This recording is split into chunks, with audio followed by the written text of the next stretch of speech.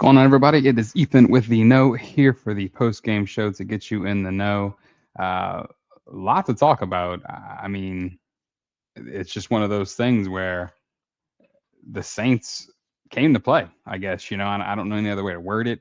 There was a lot of interesting flags both ways. Both teams, I think, benefited from, a lot of the zebra activities that we saw today. But ultimately, the Saints found a way to pull it out 20-10, made the Panthers, you know, uh, playoff hopes, playoff chances, whatever you want to call it, that much more difficult. And I think the biggest immediate thought is right away is, are we in the playoffs if, Tyler Shough starts the whole season?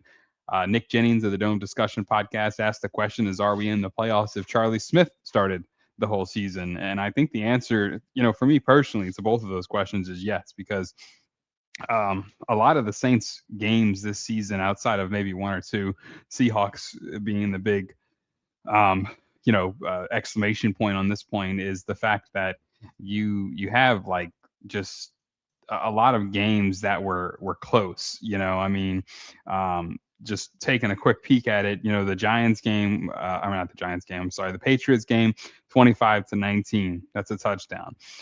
Bills game, 19-31, maybe not a touchdown, but it's still a game within striking distance. 49ers, 26-21, again, a touchdown. Cardinals, 20-13, a touchdown ties it, and just there's a couple of these games that you look back and you see them and you just think to yourself, man, like just one more touchdown, one more this, one more that. And, I think, Caleb, again, from the Dome discussions in the group chat, made the point that it's probably better that Shough sat and, didn't have to come out here when the defense was struggling a little bit early on. And I sentiment with that. But at the same time, I think it's one of those things where I just think his drive and his tenacity that he's shown so far alone could really just do a whole lot for this Saints team. So, Reggie, you're hopping on a hot take question here, but I'm gonna get your answer. Immediate reaction. I know you're there. It's probably lively, but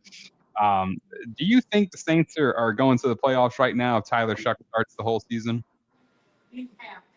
Honestly, I'm not sure. Honestly, I don't know how to answer that because I'm a little disappointed with him today. Honestly, Oh, okay. Tell me what's your thoughts on that? the fumble at the end of the game, ball security. When he was going for like the yeah, towards the end, yeah.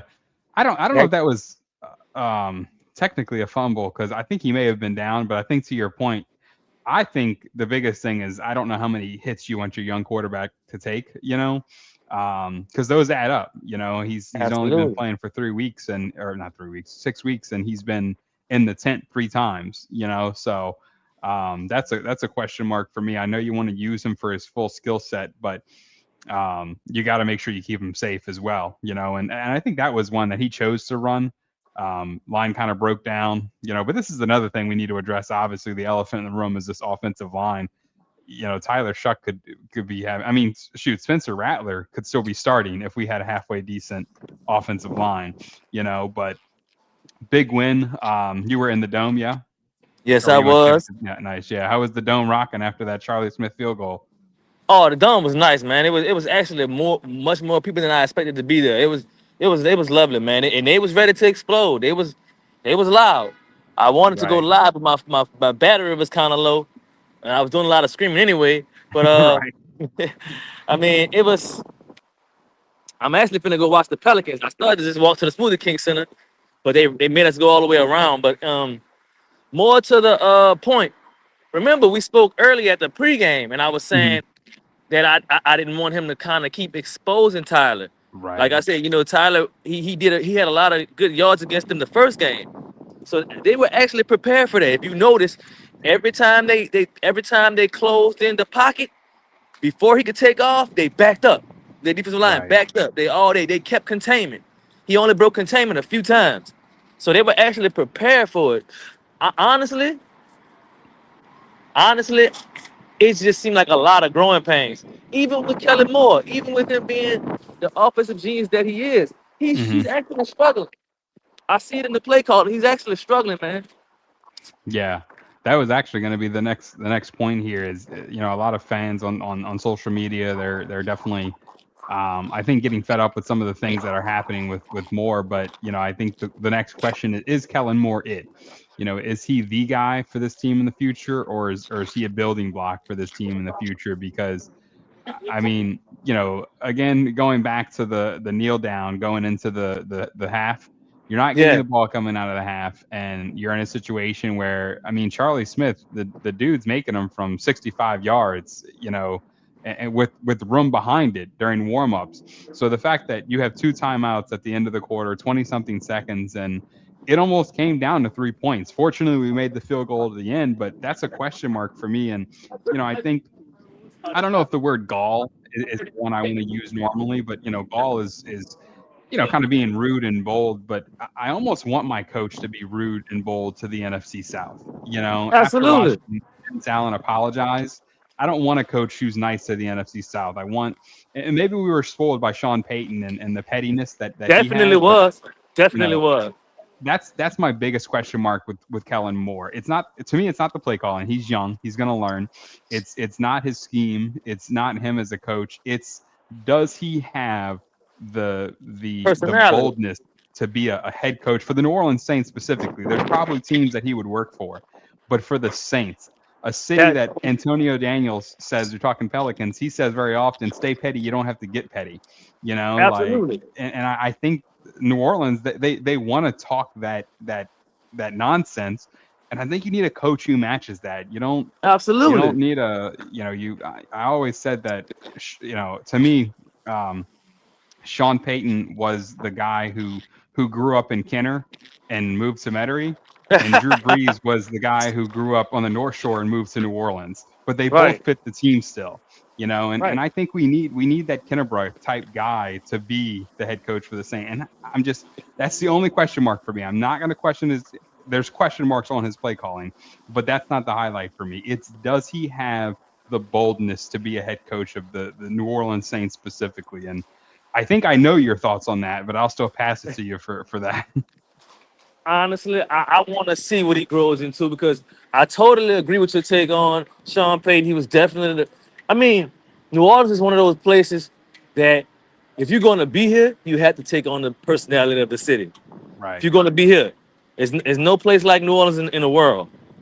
And the people are connected to those teams emotionally, very connected.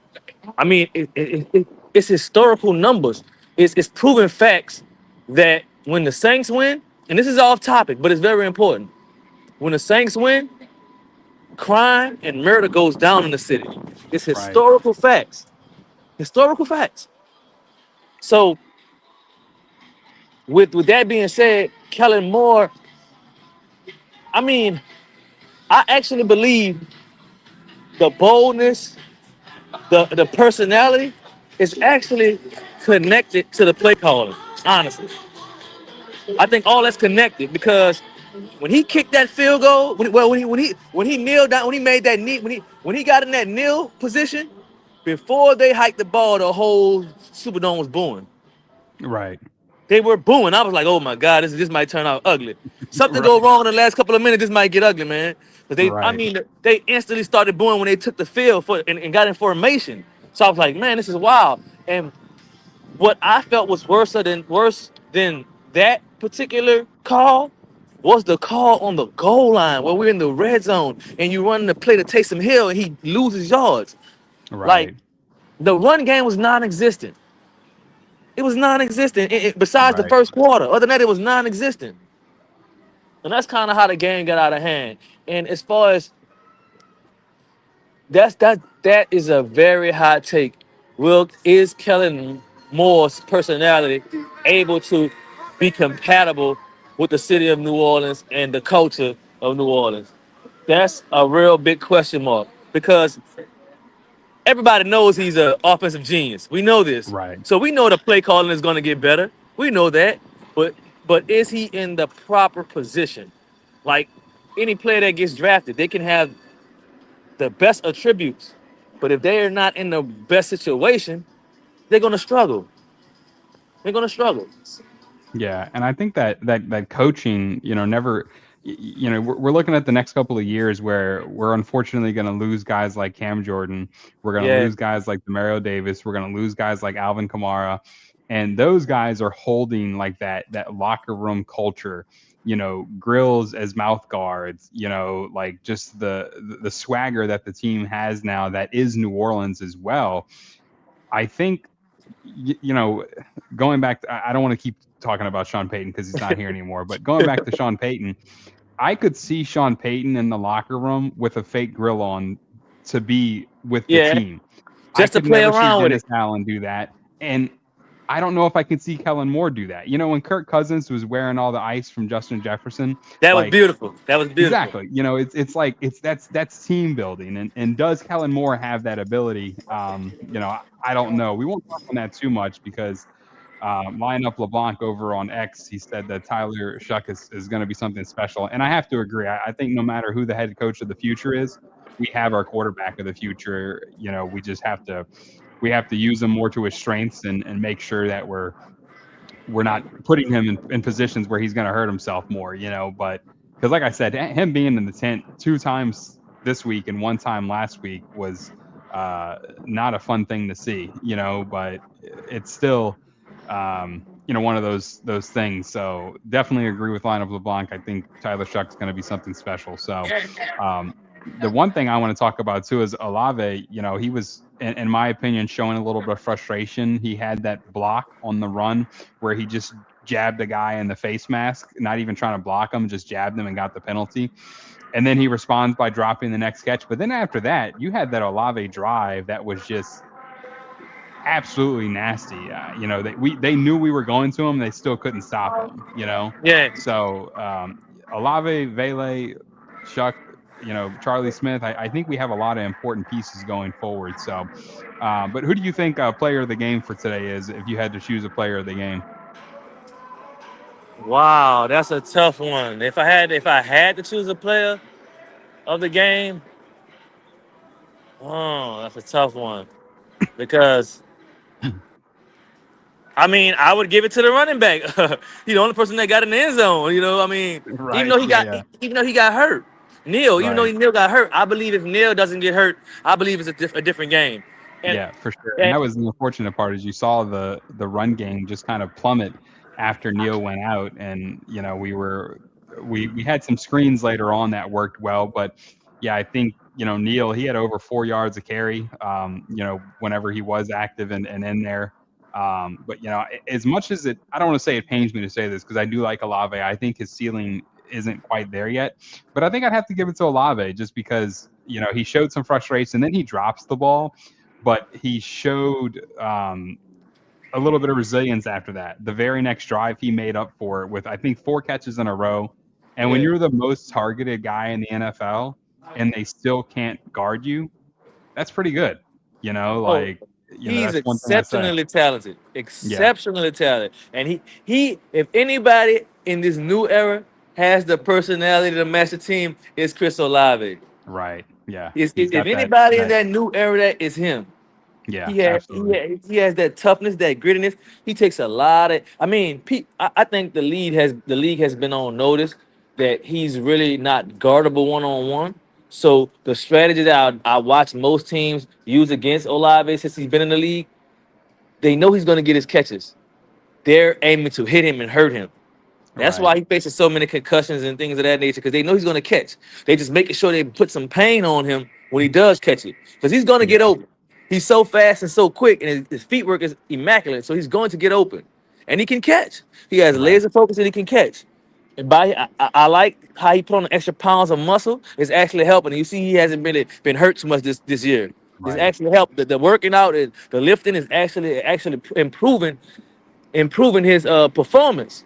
So I mean, it's a lot of growing pains, honestly. I mean, I understand why Olave is frustrated, but it's a lot of growing pains. And I mean, even with Kellen Moore's play calling, because he's only calling plays for the personnel that he has. He can only call what his personnel allows him to call.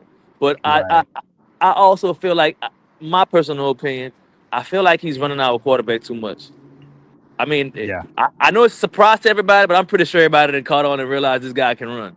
You know, Right. this Yeah. guy can run. He can move around. He's athletic. So, like I said, I feel like, you know, even though Neil got hurt, the game would have been told. It's a lot of games where there was a lot of drives and a lot of plays in the first quarter where I would have to place the blame on Kellen Moore for bad play calling. The way he utilized Taysom Hill today, I didn't like it. Um, I thought Taysom Hill should have been playing quarterback on the quarterback draw for the 1 yard in the red zone. I felt like Taysom Hill. I really believe at goal line or anywhere in the red zone, Taysom Hill should be the quarterback if you're going to go that route. If you're going to go to attacking on a ground, because Taysom Hill can definitely use do that tush push. I'm pretty sure they can perfect that with him. Right. Yeah. That guy, Absolutely. He's yeah, got with the that leg guy. strength still. Yes, yes, Yeah. indeed. We know this. We know this. So Yeah. I just think that Kellen's going through some growing pains, man. He's trying to figure it out, and he wants to win at the same time. Right. That's why. No, That's why. 100%. Yeah, he wants to win. That's why he's running Tyler. He's trying to catch him off guard and off balance. So, because he wants to win the game while he's learning. I understand that, but man, sometimes you have to just pin your ears back and do what's expected. You have to run at the right time. You have to keep them honest. You have to make some. I would say, I don't want to say typical play calls, but you have to make some. You have to follow protocol. You have to stay on schedule. Keep those chains moving, because Right. our quarterback is efficient. He had an efficient throwing game today. He's efficient. He can Yeah. throw. No, He can run. absolutely. Yeah, that was the So big thing. When we talked about player of the game, I was thinking Tyler Shough and Chris Olave, and I mean Tyler Shough 24 for 32. That's very very very good, and he had 272 yards. It's not like he was 24 of 32 on 150 yards, like a lot of little short dink and dunks. No, he had some good passes, and I'm going to bring up something Lion Up LeBlanc said in the chat again. I don't want to see Cesar Ruiz on this team next week even. And look, one thing I want to point out before we sign off here is the fact that when Eric McCoy went down, it was yeah, noticeable. The first couple of plays after that, the game, it was noticeable. Cesar Ruiz went out, and we put a rookie undrafted free agent in his place. And you know what? I'll be honest with you. I think it got better. You know what I'm saying? So do what you got to do with Cesar Ruiz, but I have to agree with Lineup LeBlanc. I don't think he should have a place on this team next year. And frankly, let the undrafted free agent show you what he's got at guard. Like at a minimum, it can't be any worse than what Cesar Ruiz is currently doing, especially if he has a full week of practice getting used to the line and knowing where he's supposed to be, So yeah, I definitely agree with Lineup LeBlanc there. I think Cesar Ruiz's time in New Orleans is probably done. I don't think he has any trade value. So whatever we're trying to do to keep him in the game, I don't know, but I think it's about time to end that saga there. So, but you got anything else to talk about before we hop off of here? the sound went out. Oh, Sound okay. went out. Yeah, I don't know. Can you hear me?